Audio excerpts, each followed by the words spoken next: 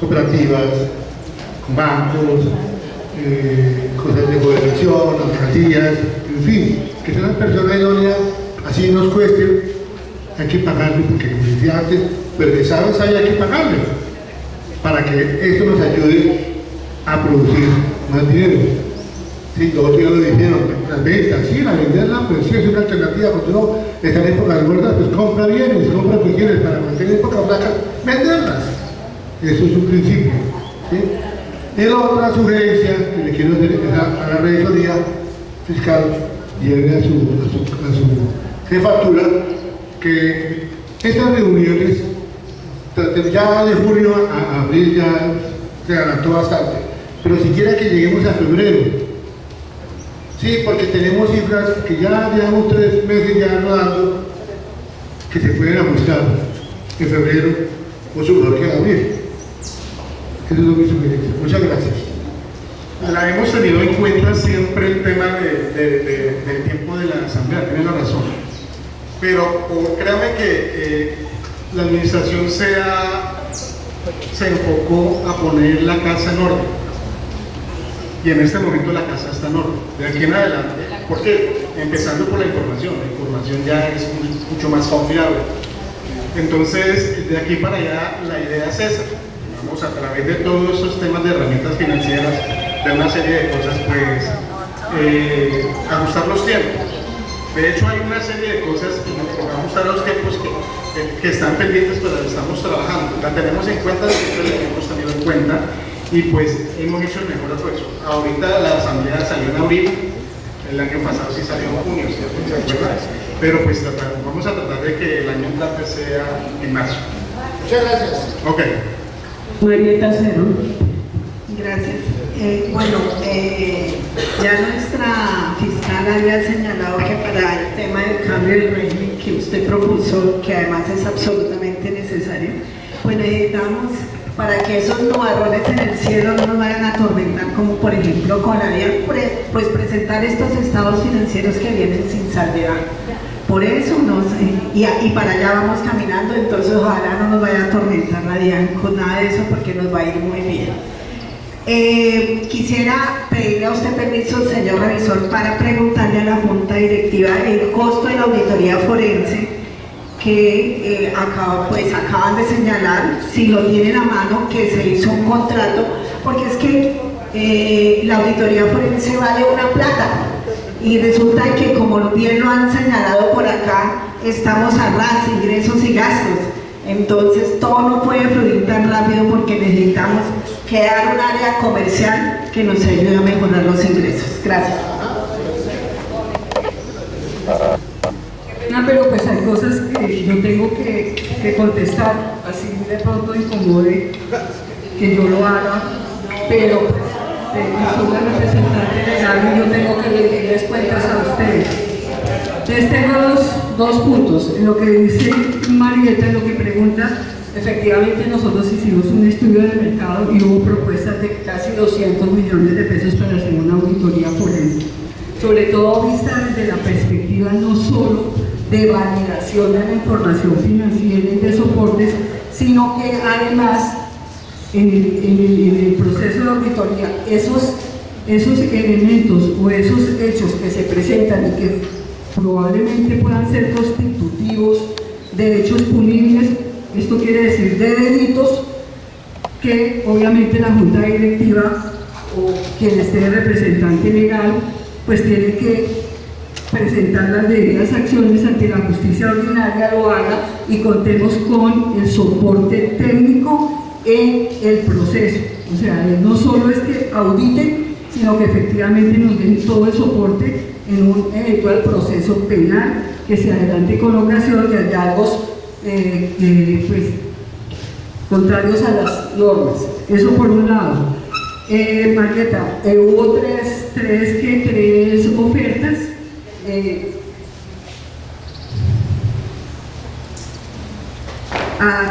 La firma que efectivamente salió ganadora fue BDO y el costo de esa auditoría son 60 millones de pesos. ¿Sí? dando cumplimiento a lo ordenado por la Asamblea.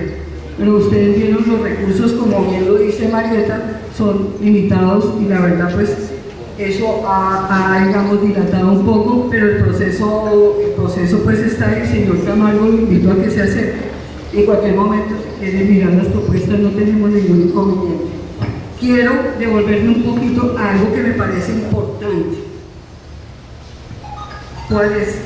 A ver, cuando nuestro compañero Antonines pregunta a la revisoría fiscal sobre el riesgo tributario que recae o que está latente sobre la seccional, como él bien lo dice, en cualquier momento, y ojalá eso nunca ocurra, puede materializarse. ¿Qué quiere decir? Que llegue la DIAN, efectivamente revise, porque nosotros no pagamos impuestos, pero sobre todo, y lo digo con el mayor respeto, cuando tenemos, yo no puedo calificar personas, no voy a calificar, pues que son, no voy a entrar a calificar las conductas de delegados y afiliados que han radicado solicitudes de investigación en contra de nosotros, de la seccional. Y tengo la evidencia, y estoy hablando de su hermano, el señor Fabián Camargo. Tengo acá el correo que llegó, donde él equivocadamente dejó el correo de AMPIS y está solicitando a la DIAN que se nos investigue por situaciones irregulares. Entonces, la verdad, pues usted estaba preguntando sobre ese riesgo y como bien lo dijo, nadie puede garantizar nada, pero la verdad que si se llega a materializar, pues la verdad es bueno que también la Asamblea conozca las situaciones que se presentan, porque siempre se hacen, digamos, acusaciones y se deducen responsabilidades, a veces sin ningún fundamento. Aquí tenemos una prueba en ese sentido.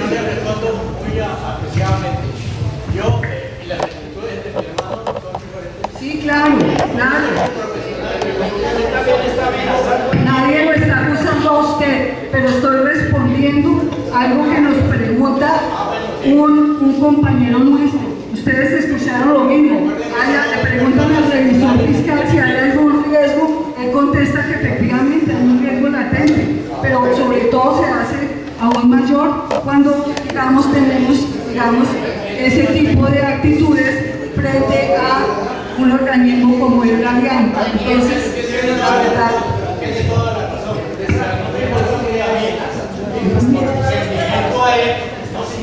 no, estoy respondiendo una pregunta que hicieron y yo tengo que compartir usted no se imagina lo que es vivir tan restringidos. No, yo le estoy diciendo, a usted no, estoy respondiendo una pregunta que le hacen a la revisoría fiscal, porque ojalá esto nunca se configure, pero si se configura, se va a hacer alusión a esta reunión de asamblea en donde van a decir ustedes no han hecho las cosas bien, eso es atribuible a la nueva administración, es que la señora no ha respondido a las expectativas nuestras y la junta directiva tampoco, y digamos que el compromiso es total en ese sentido. Únicamente quería aclarar eso. Gracias. ¿Está bien? ¿Listo? Muchísimas gracias, muy amable.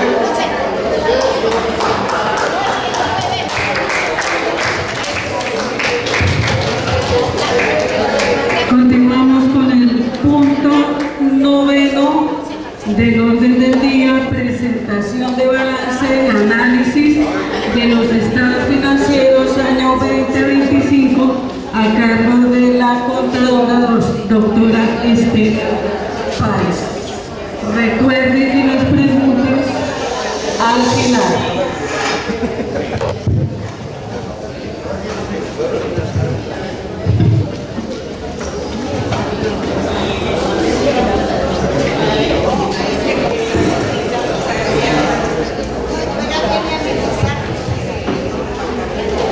¿Tiene computador portátil?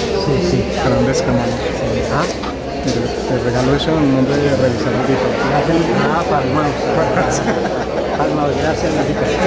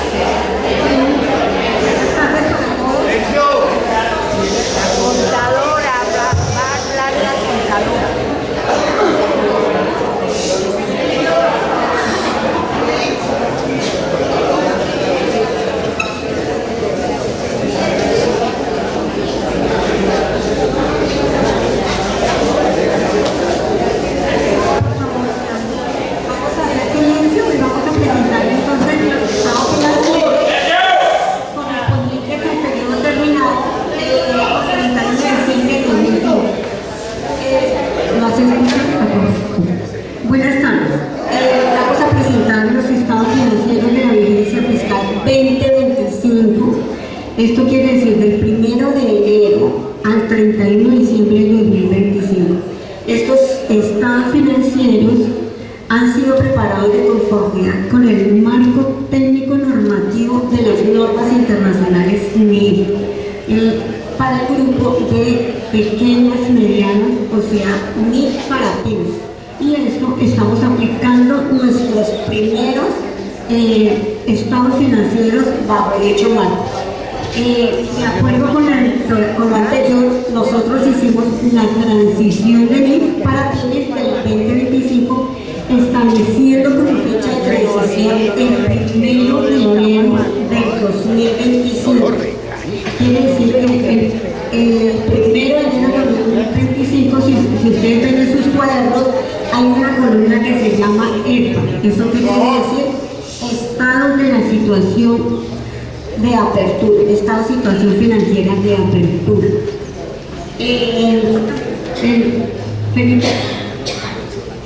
Felipe, si ustedes ven acá en la pantalla, aquí está el estado de la situación financiera de apertura, que es nuestro año base para empezar a implementar nuestras políticas financieras.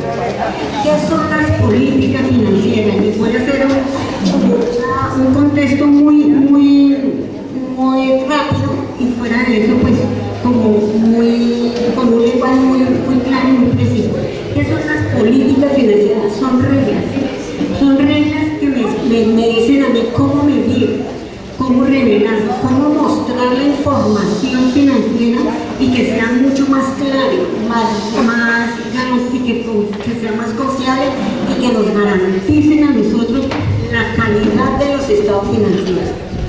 Que esto ya está avalado, ya tiene el dictamen del revisor fiscal y como lo acabaron de ver ustedes, ya está un dictamen favorable, un dictamen amplio, y eso nos debe enorgullecer a nosotros, saber que nuestros estados financieros no presentan en este momento ninguna falla y no tienen ninguna dificultad para presentarlos a un ente, puede ser financiero. Las cifras de estos estados financieros son fiel copia tomada de los libros del sistema contable civil. Si ustedes quieren ir a verificar las cifras, el sistema contable civil les va a arrojar estas mismas cifras.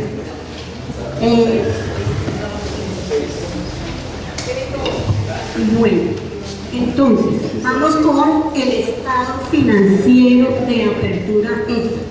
¿Qué quiere decir esto? Cuando nosotros empezamos con la implementación de políticas financieras, y ustedes saben que nuestros estados financieros venían con una serie de rezagos, por eso la opinión en el 2023 fue una opinión desfavorable por parte de la Registraduría Fiscal, y en el 2024, como íbamos haciendo más procesos, organizando nuestra casa, organizando nuestra contabilidad, el dictamen del 2024 fue con salvedades. Hoy, gracias a Dios, ya tenemos un dictamen favorable. Este ESPA es producto de todo lo que nosotros recogimos de esos años que venían con mucha falencia. Entonces, ¿a dónde llegamos nosotros? A depurar toda la información financiera para poder presentarles a ustedes unos estados financieros razonables y fidedignos. Entonces, lo primero que se hizo fue el análisis de la cuenta una por una, de las cuentas que conforman el balance, para llegar a estos resultados. El impacto que más se tuvo, y creo que aquí lo mencioné un poquito el revisor fiscal, fueron unos, producto de eso nos tocó hacer obligatoriamente contratar una firma que se llama ONASI, que fue la que hizo el avalúo de todos los terrenos que posee en este momento la asociación. Con tal tristeza, le digo yo, porque infortunadamente el señor que fue nos explicó la forma como se hizo, teniendo en cuenta también toda la normatividad que regula estos evaluadores que están por la norma. Ellos cumplieron con toda la normatividad y se ciñeron a expedir estos avalúos. Lamentablemente no les tengo buenas noticias, estos avalúos estaban por debajo de lo que estaban registrados en el balance.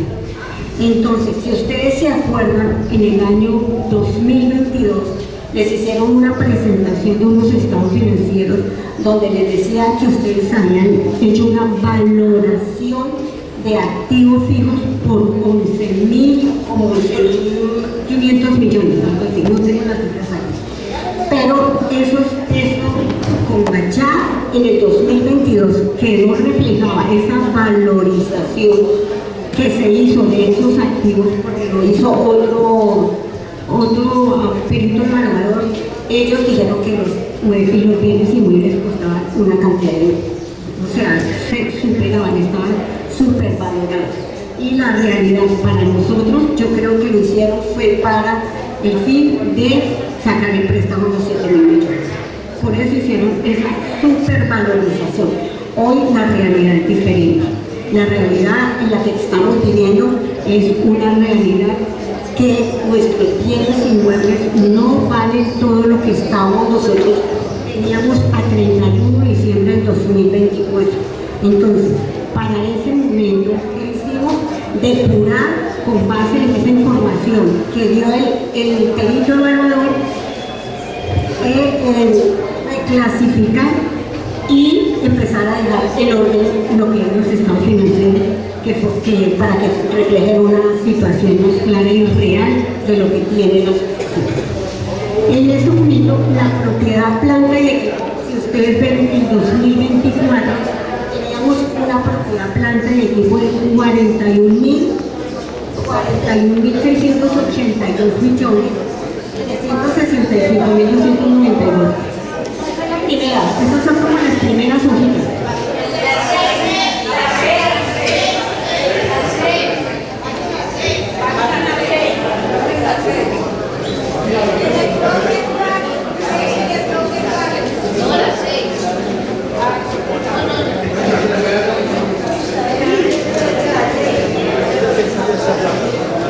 ¿Se ubicaron? Ya están ubicados en la página, ¿cierto? Entonces, con los resultados que nos dio el perito evaluador, ellos son autorizados por la los inmuebles, ahorita de pronto les muestra el cuadro que se hizo. Nosotros en nuestro estado de apertura tuvimos que castigar casi 14.000 millones de esos activos fijos, porque la realidad no era lo que nosotros estábamos presentando a 31 de diciembre de 2024. La realidad es cuando ya nos entregan los avaluos de todos los años y el patrimonio se afectó en casi 14.000 millones de pesos. Este es nuestro estado de situación financiera de apertura, que ese es el inicio de mi balance para empezar a aplicar mis políticas contables, o sea, mis reglas que me enseñan a medir, a valorar y a cuantificar las cifras de los estados financieros. Ustedes quieren tener esas políticas, con el mayor gusto se acercan a la asociación y con el mayor gusto nosotros se les podemos suministrar para que lean cuáles son esas políticas financieras, cómo debemos medir de ahora en adelante nuestros registros contables. ¿Ven? ¿Hay alguna pregunta sobre esta? Exactamente, porque se lleva a un valor de realización, a un valor de mercado, un valor real, de lo que realmente vale la asociación y vale el economía.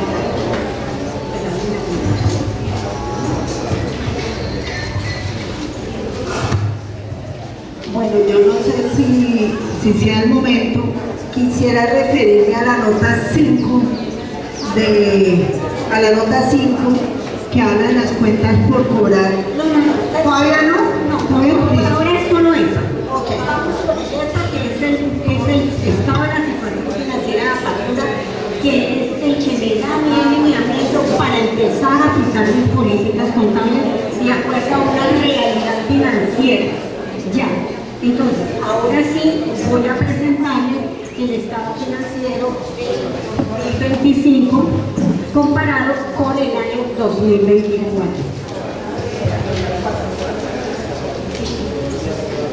El activo corriente.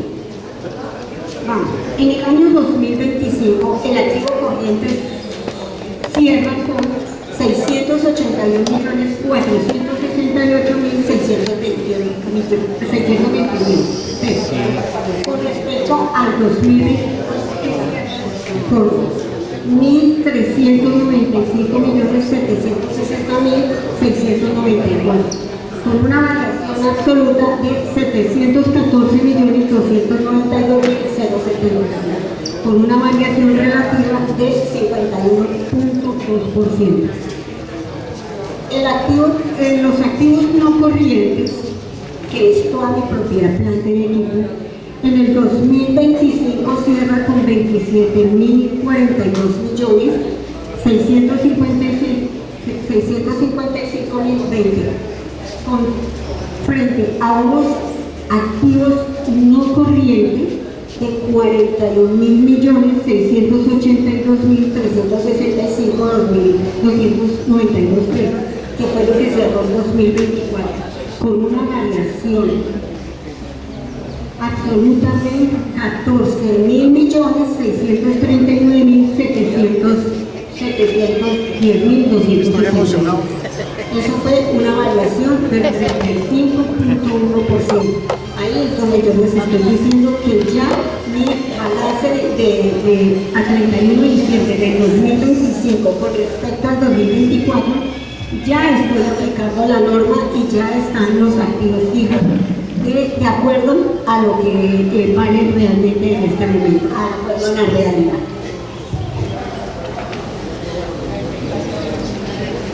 En total de activos, entre 2025 cierra con 27.754.123.641 frente a un cierre de un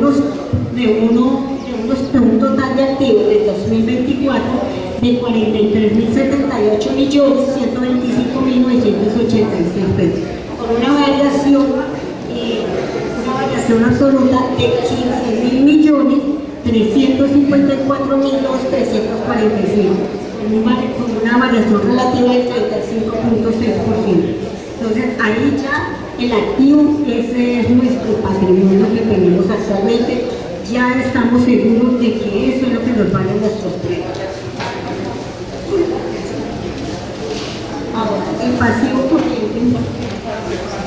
Pasamos a la siguiente página. La página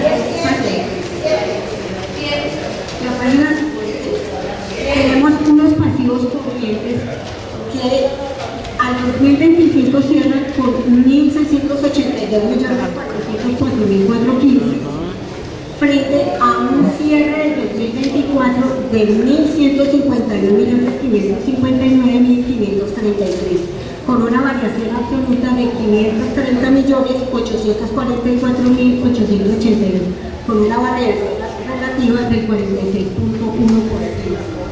Acá ya la doctora y ya el asesor fiscal y ya son hablaron del crédito, entonces no los voy a cansar más con el crédito. Pero sí se vio la disminución pasivo por la disminución de pasivo por el abono a capital, Claro, porque es que en el portal del 24, acuérdense ustedes que por falta de liquidez, que es lo que nos está ahorita de pronto secando un poco la situación financiera, la liquidez nos tiene un poquito apretada. El año pasado, en el 2024, nos tocó hacer un periodo de gracia de 6 meses. Eso fue lo que oxigenó un poquito la asociación en liquidez y que se pudo dar cumplimiento con lo operacional, con todo lo que es gastos fijos de la asociación. Gracias a Dios en el 25 no sucedió eso, porque se pudo maniobrar ese efectivo y se logró, aunque este año también vamos un poquito ahorcados en cuanto a la liquidez. Pero vamos que están haciendo ya muchas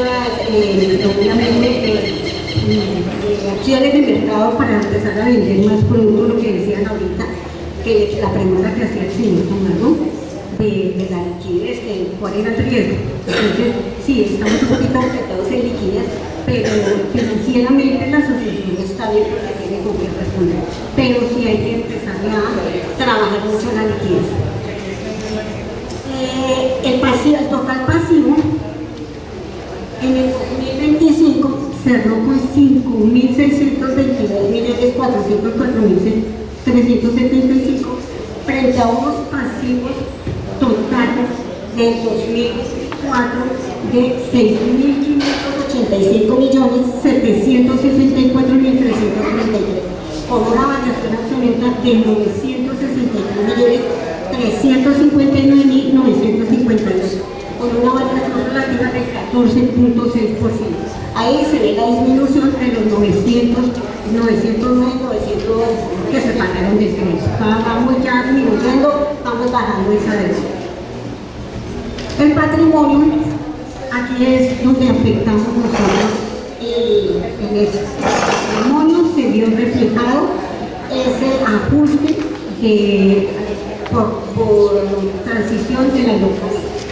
El patrimonio del 2025 cierra con 22.101.719.266 frente a un patrimonio total del 2024 de 36.492.361.651, con una variación total de 14.690.642.387 pesos.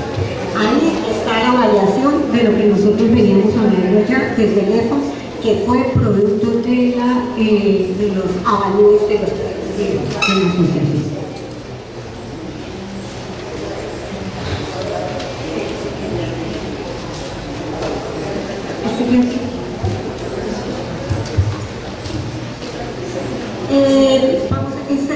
Vamos a presentar ahora el estado de la situación financiera. El estado de la situación financiera obviamente no tiene EFA, porque el EFA es solamente sobre la situación del estado de la situación financiera. El EFA, cada año nosotros sacamos el ejercicio, este no tiene EFA, por eso está la columna de EFA, porque no tiene duda. Este no genera EFA, solamente la situación. Entonces, los ingresos, la venta de servicios del 2025 cerró con 8.531.190.451 pesos, frente a un cierre del 2024 de 8.429.719.542, con una variación absoluta de 101.491.999 470.909, con una variación relativa del 1.2%. Mire que nuestros ingresos durante el 2025 no crecieron mucho con respecto al 2024. Fue apenas el 1.2%. Los ingresos, acá nosotros ya empezamos a lo que decía Sol, vamos a empezar a trabajar en los centros de puestos y vamos a empezar a reorganizar la información. Nosotros empezamos con la nueva estructura contable a partir de junio. Por eso en este momento no les puedo dar detalladamente centros de puestos, pero si Dios permite, si estamos aquí el año entrante, vamos a ver si ya tenemos acá contabilidad de costos para saber cómo vamos en Chinauta, Mesa, Onda, Bogotá y obviamente otra. Entonces, por ahora vamos a presentar el esquema con el que se está trabajando y con el que se trabajó a 31 de diciembre. Entonces, si vemos acá, ustedes van a comparar sus estados financieros del año pasado con los que se venía presentando anteriores años a los de esta presentación. Obviamente no van a tener el costo de servicio, porque a partir de este año, ya hasta el 2025, ya lo haremos, para tener una más claridad y más certeza en la información que se está presentando. El costo de ventas y prestación de servicios, ¿a qué obedece? ¿Esto qué es? Esto es lo que nosotros consumimos cuando hay venta de energía y de alojamiento. Eso es la alimentación, los insumos, todos nuestros, lo que es materiales y suministros, lo que se gastan para las habitaciones, todo eso va a un costo de ventas. En el 2025 cerró con 1.948.409 pesos. Sin embargo, yo traté aquí como de abrirlo, porque el 24 no estaba acá. Sin embargo, lo abrí y en el 24 el costo de esas ventas fueron de 1.953.714.118, con una variación absoluta de menos 5.307.109. Aquí fue un valor más o menos calculado aproximado, pero sí, para el año entrante ya va a estar más, obviamente va a ser más menos, con una variación absoluta de menos 3%. También abrimos el costo de operación, el costo de producción y operación. ¿Qué quiere decir esto? El costo de operación y producción son los costos directos de la mano de obra. Quiere decir que ahí están todos los empleados que trabajan en Chinauta, Mesa, está el servicio de vigilancia, está los ocasionales, porque aquí hay muchos ocasionales, lo que tiene que ver la seguridad social con todos los ocasionales y obviamente todo el factor prestacional de mano de obra indirecta, que son todos los trabajadores de la sede del centro recreacional. El costo de producción de operación en el 2025 cerró con 2.417.383.374. Acá pues no lo pude abrir porque me quedó un poco complicado, pero para el año entrante ya esta estructura va a estar más organizada. En el 24 se presentó muy a grosso modo. Los gastos operacionales de administración también se abrieron. ¿Qué son los gastos operacionales de administración? Son todos los gastos fijos que tiene la asociación, los empleados de administración, todos los agua, luz, teléfonos de la sede de Bogotá, están los prediales de Bogotá, que obviamente no son nada baratos, porque ahorita sí se subieron bastante.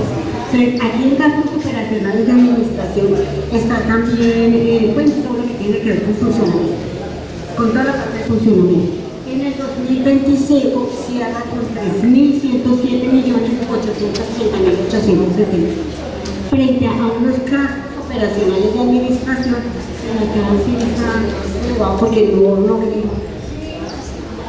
5.487.671.190. Pues la variación acá no es la real porque de aquí le pertenece un pedacito a lo que es costo de su. El excedente, la utilidad operacional, ahora sí hablamos de la utilidad operacional. La utilidad operacional, al 2025 tuvimos una utilidad operacional de 1.057.069.196, con una utilidad operacional del 2024, 988.333.234 pesos. Con una variación absoluta de 69.235.962 pesos, con una variación relativa del 7%. ¿Qué quiere decir esta utilidad operacional? Que esa es mi utilidad de mi ejercicio contable, de mis ventas y mis gastos fijos y mis costos de ventas y mis costos de operación. Si nosotros no tuviéramos que pagar estos intereses del banco, nosotros hubiésemos tenido una utilidad de 1.000 millones de pesos. ¿Que la invertiríamos? En hacer maravillas. La verdad es la verdad. Algún día tendremos estas 5 estrellas. Entonces, el excedente del ejercicio, bueno, es que otros gastos, dentro de los otros gastos financieros, están los 795.151.740, que de ahí se pagó, son intereses del crédito. Contra unos intereses del 2024 de 948.699.285, con una variación absoluta de 142.807.600, con una variación negativa de a pesar de todos los esfuerzos que se han hecho, tuvimos una utilidad del ejercicio de 335.481.670. Y en el 24 tuvimos una utilidad de 107.796.488, con una variación absoluta de 227.685.189. Esta utilidad, nosotros en la asociación hacemos un gran esfuerzo para poder hacer alcanzar esta medida, este excedente, porque es muy mínimo para la operación. Entonces, este excedente que se gasta, los docentes solamente se están pagando casi 200 millones de solo de los docentes, de los cursos. Más a eso sume el día del pensionado, se gastaron en el 2025 110 millones, porque la otra quedó por el 26. Y una parte que tocó dejarla para el 26 porque no había caja. Entonces, la otra parte de estos recargos que se le dieron al día del pensionado se dejó para el 25 por defectos de flujo efectivo. Entonces, fíjense que la utilidad es invertida en el mismo objeto de la asociación. Se invierte en lo mismo que ustedes están siendo beneficiados con las olimpiadas, porque es que tampoco aquí las olimpiadas, que el curso, que la orquesta, todo eso son costos y va subiendo. Entonces, fíjense que esto sí se reinvierte en los términos. Si nosotros tuviéramos este excedente de 2.000 millones, maravilloso, porque podríamos hacer maravillas, pero infortunadamente no se puede. Primero tenemos que salir y estar un poquito colgaditos por el precio. Cuando ya esté un poquito mejorcito, yo creo que se hacen maravillas con esos excedentes. Este es el estado de resultados a 31 de diciembre del 2025 de la asociación.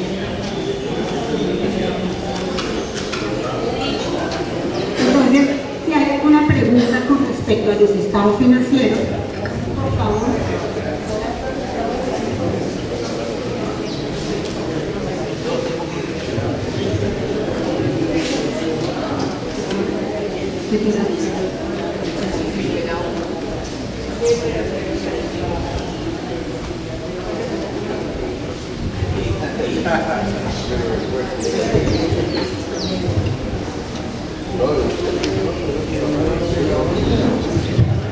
Gracias, doctora.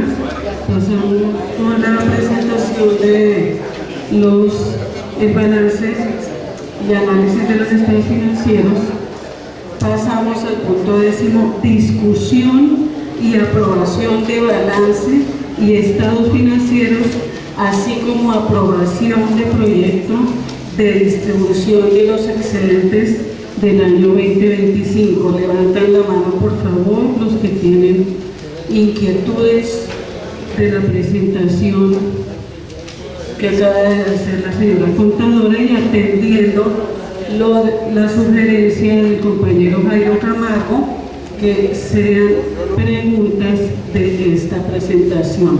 Tiene la palabra mi segundo Camargo. Buenas tardes. ¿Sí se escucha? ¿Aló? ¿Escucha? Sí. Buenas tardes, saludos a la coordinadora. Muy bien el informe que ha presentado. Tengo una inquietud.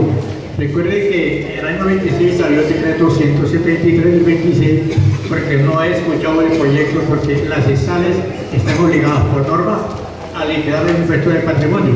La ley 173 del verso del 26 es una ley provisional que establece que el impuesto de patrimonio para las personas jurídicas, ¿sí?, tienen que presentarlo y liquidarlo en 2 cuotas, una en abril y una en mayo. Ya la señora contadora, creo que con el apoyo de la organización fiscal, el compañero Wilson, han hecho el proyecto de esa situación para el 2026, porque es un decreto provisional, ¿sí?, que establece que deben pagar el impuesto de patrimonio. ¿Sí está integrada la señora contadora? Sí, mira, yo estuve leyendo la norma y me dice que son para los contribuyentes.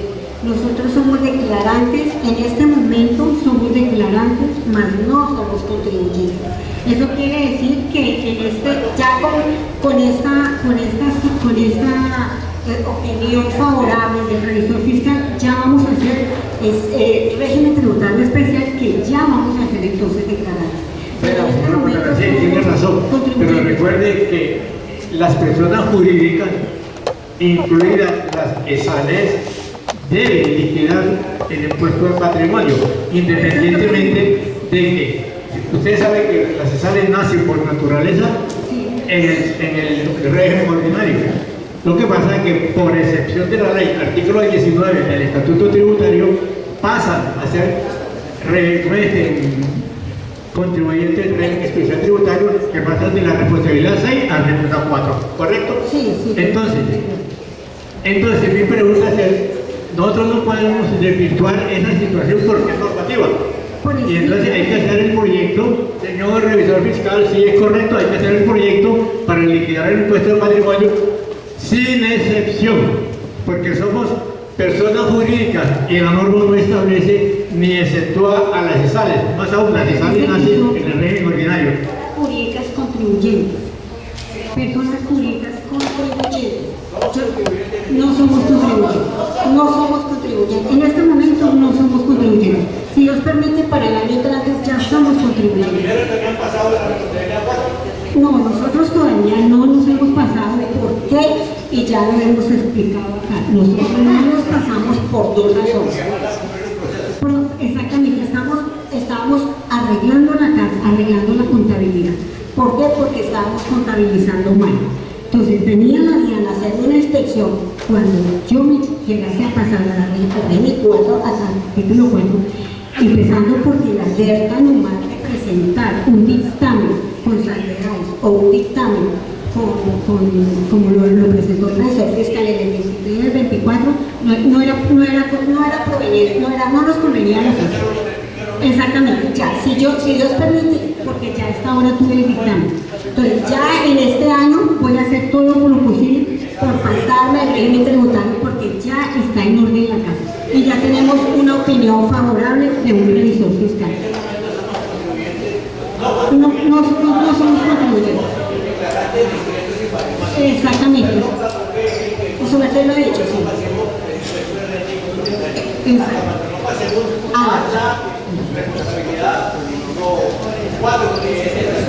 Exactamente, así es, señor. Muchísimas gracias. No se me olvide por su pregunta. Bueno, este tema de explicar los estados financieros es como tan, para los que no manejan el tema, es como tan difícil de entenderlo. A mí me queda claro que nuestro patrimonio disminuyó por el tema de los avalúos, Me queda claro que los ingresos del año 2025 versus 2024 se mantuvieron, más o menos seguimos como en las mismas, que los ingresos y los gastos estamos a ras, que hay poquita plata, y que nos queda un excedente de 335.400.000, bueno, es excelente. A mí todo eso, digamos, me llevo el resumen de eso, pero yo tengo una duda y sí quisiera, a nivel de ilustración, para los que no somos contadores, como para los dummies, como para los de primaria, como para los pándulos. En la nota 5 que habla de las cuentas por cobrar, ahí es donde se retoma el tema de los hechos desafortunados de el faltante de recursos que se presentó en el año 2023 del señor Johnny Borja por 105.733.000 en el numeral 7 de la nota 5, por favor. Bueno, y habla ahí aparece también el faltante, la situación desafortunada que se presentó con la pérdida de recursos de 645 millones en el año 2024. Hasta ahí estamos. Bueno, más abajo hay un título que dice ajuste por adopción por primera vez libre, y debajo de eso hay un cuadro, y debajo de ese cuadro hay unas notas 1 y 2. Reclasificación a deudores del faltante del señor Johnny Borja. Dada la baja probabilidad de éxito en la recuperación de dichos montos, se deterioran 100%. Los 105 millones cuando estaba el señor Borja y ese proceso que está en marcha, más un dinero que faltaba de los 600 y pico. Entonces, explíquenos eso de deterioro, por favor. Todo esto para preguntar eso. A ver, ustedes saben que tenemos dos procesos en curso que están en fiscalía, uno aquí en Cusa y uno que está en Bogotá. Afortunadamente estuvimos mirando con la doctora María Elvira, que es la que lleva los procesos, y ¿qué hicimos? Vamos a deteriorarlo porque la probabilidad de que se recupere estos dineros es muy mínima. Entonces, sin embargo, nosotros hicimos un deterioro de esos dos valores, que quiere decir que si en el evento de que se llegara a recuperar algo, podríamos tener nosotros al menos una posibilidad de que esto se vuelva ingreso para nosotros. Pero por ahora ya quedó como deterioro por aplicación de la NIF, de la nueva política NIF, con la nueva política NIF. O sea que en este momento está deteriorado, se llevó todo como una provisión, como un castigo de cartera también. Pero los procesos continúan, pero por normatividad y por política NIF, tuvo que ser deteriorado. Bueno, Ángela, dígame. Sí. 30 segundos para dos preguntas y dos respuestas. A los 30 segundos sonará el pito o la campana.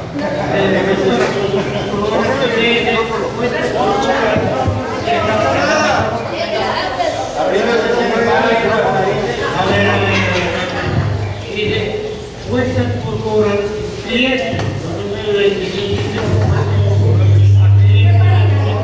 Segundos preguntas. ¿Clientes por fuera? perdón. A ver, ¿ahí me escuchan? Repito, otra cosa, 30 segundos. Bueno, primero entonces, por cobrar al cliente, la pregunta es, ¿fuera de los afiliados tenemos clientes para cobrarles? Seguro que la doctora no te estaba buscando nuevos mercados. Segunda pregunta, la tercera sobre la tercera. Ingresos, vuelvo a repetir, ingresos. Yo entiendo por ingresos que ya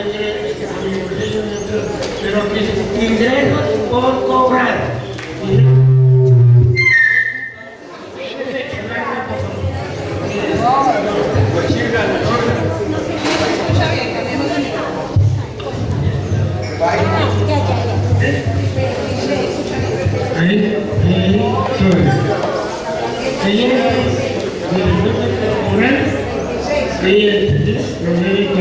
La pregunta es esta, ¿cuál es creo que el tiempo está corriendo. Nosotros tenemos a más de los clientes que tenemos en lugar, segunda pregunta, el tiempo está corriendo. Ingresos, yo entiendo por ingresos que a mi bolsillo entró algo, pero ingresos por cobrar, entonces no voy a ingresar nada. Esa es la aclaración por favor.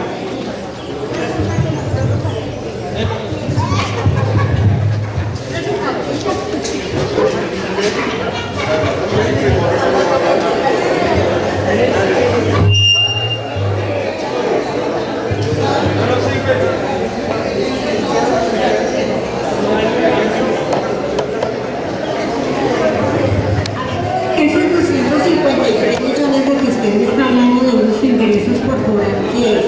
Esa es la causación de los aportes de los afiliados, que a 31 de diciembre tengo que hacer la causación porque ellos me lo consignan a mí hasta enero. Quiere decir que ese dinero no le corresponde a la vigencia 26, sino a la vigencia 25. Por eso hay que hacer esa causación, es una causación, o sea, como una obligación. Usted ya tiene la obligación de pagarme, entonces por eso yo la reflejo en los estados financieros. Esa es la de Colpensión, no el de a mí el comité ejecutivo.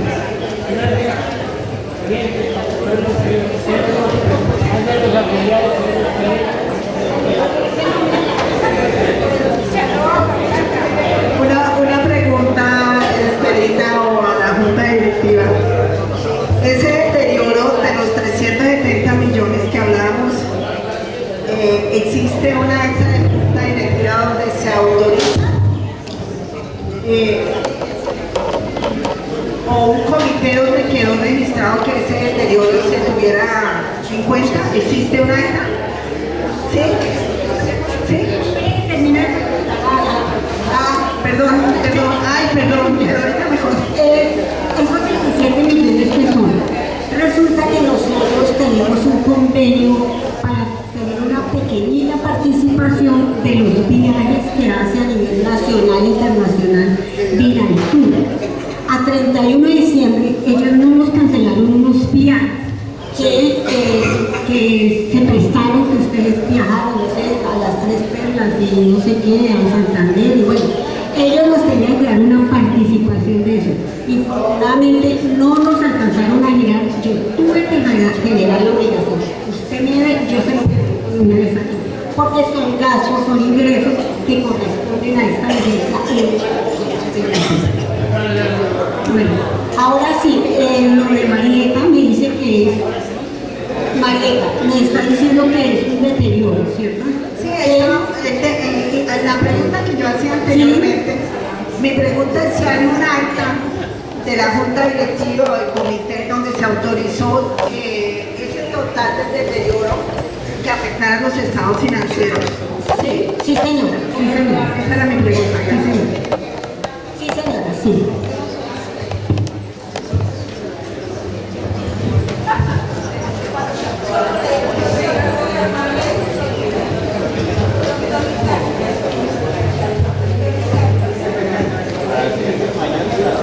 La felicito, doctora. Quiero hacerle una pregunta específica en el rubro de venta de servicios de devoluciones. ¿Por qué sucede y qué correctivos se hace con esas devoluciones que le llaman la atención? Notas créditos electrónicas por valor de 197.000 pesos, 790 de los cuales corresponde principalmente a la anulación de facturación electrónica aplicada. No sé por qué puede haber y la asociación mantiene procedimientos de control interno diseñados para mitigar el riesgo de facturación duplicada. Entonces hay como falsedad de documentos, pero ¿por qué existe eso? Realmente no debería existir. ¿Y qué correctivos? Que es una pregunta para la fiscal también, ¿no? ¿Por qué sucede eso? Le voy a dar una explicación que obviamente, como usted sabe, estamos organizando la casa. Nosotros cuando llegamos a la asociación trabajamos con las uñas. Nosotros no tenemos un sistema integrado de información. Tenemos el sistema de reservas y el sistema contable. Todo lo si digitan acá, hay que redigitar acá, ¿cierto? Entonces, resulta que empezamos a inventar una serie de herramientas para poder facilitarnos nosotros mismos el trabajo y dar rápido un resultado, porque pues ahora nosotros tenemos que hacer el cierre mensualmente y presentarlo a la gente. Entonces, estamos tratando de mirar a ver cómo minimizamos esos errores. ¿Por qué? Porque es que ya le dijimos a los prácticamente los funcionarios que venden la reserva que ellos nos suban al drive las reservas que ya están al 100% canceladas. ¿Por qué? Porque como yo tengo que hacer una factura electrónica, y usted sabe que yo ya tengo que un cumplimiento de facturación electrónica y tengo que mandarla ya.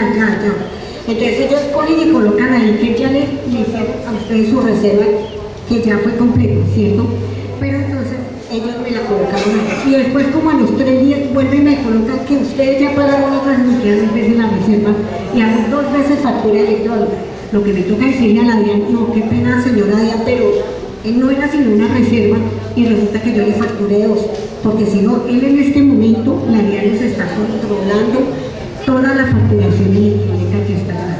Entonces, en este momento estamos en un cuello de botella porque estamos, primero estamos organizando y segundo, estamos analizando 4 bases de datos para poder establecer todos estos controles que su versión está diciendo. Todo estamos analizando. Base de datos de la DIAN, base de datos del proveedor tecnológico, base de datos de reserva y base de datos contables. Son 4 para empezar a analizar de que yo no cometa más errores y evite eso. Pero es que los señores de ahora no me colaboran y todo es muy manual. El problema es que yo redigito. Tengo 3 personas redigitando todo. Entonces, mientras no tenga un sistema integrado de información, que en este momento la capacidad adquisitiva de la asociación no es procedente. De ahí decirle, no, me da un sistema integrado de información. Mientras yo no tenga ese sistema, yo voy a tener esos pequeños errores. Este año se ha disminuido un poquito porque se ha controlado más. Pero sí, ya estamos tratando de controlar al máximo esa situación.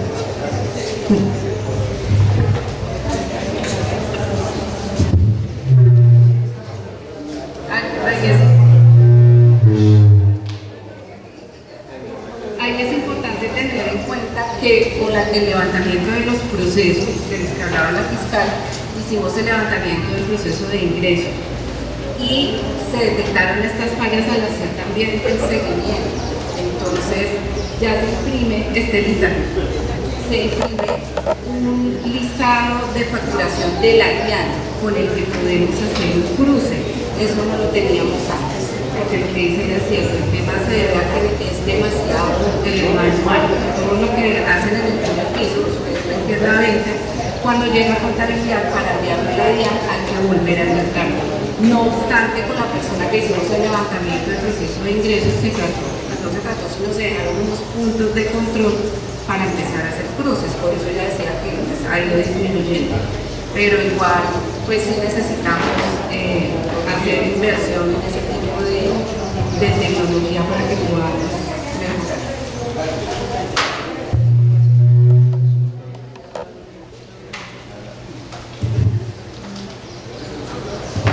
Bueno, aclaradas las dudas, me permito poner en consideración la aprobación de los estados financieros presentados, vigencia 2025.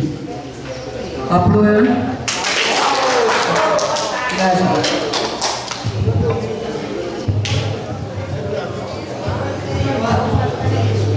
Aprobados por unanimidad los estados financieros, pasamos al punto 11 del orden del día: lectura, presentación, discusión y aprobación del presupuesto de ingresos y egresos para la vigencia del año 2026 a cargo de la asesora financiera doctora Mónica Liliana Suárez.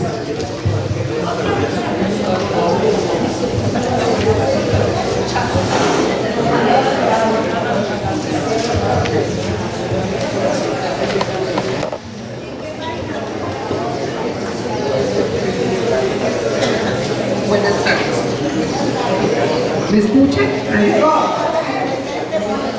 Bueno, vamos a ver el proceso de elaboración y consolidación del presupuesto que se hizo en la asociación para este año, para el 2026, y tenemos que tener en cuenta que hubo una circunstancia muy importante, inédita además para el país, que marca este tipo de procesos, y pues la asociación no es ajena al incremento del salario mínimo.